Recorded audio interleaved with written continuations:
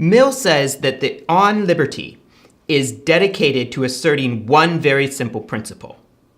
Here's how he puts that principle: that the sole end for which mankind are warranted individually or collectively in interfering with the liberty of action of any of their number is self-protection.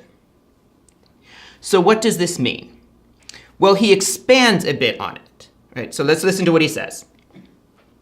That the only purpose for which power can be rightfully exercised over any member of a civilized community against his will is to prevent harm to others. His own good, either physical or moral, is not a sufficient warrant.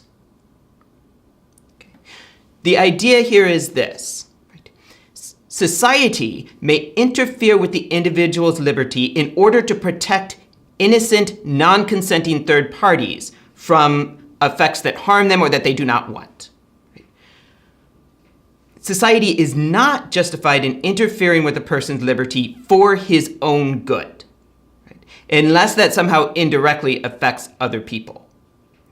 For example, if a person wants to, if a person wants to exercise more than is good for him, which supposedly happens sometimes, society could not come in and say, you know what, that's bad for your long-term health, you can't do that. If a person wants to spend all of his time reading third-rate mystery novels, right, and neglecting his potential, basically society cannot say, no, you're going to be unhappy in the long run, so we're going to make you read Shakespeare.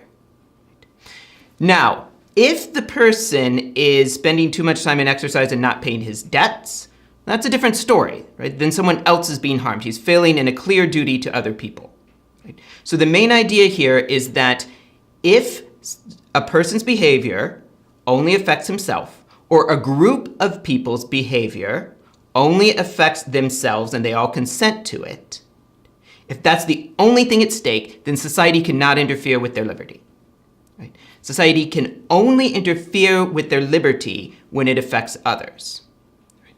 Now, to put a further explanation to this, some people will talk in terms of the harm principle.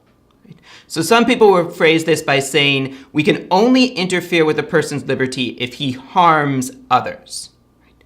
Now, when we say that, that can mean direct harm, right? Or some kind of sometimes a serious indirect harm, or failing in a clear, definite duty to society.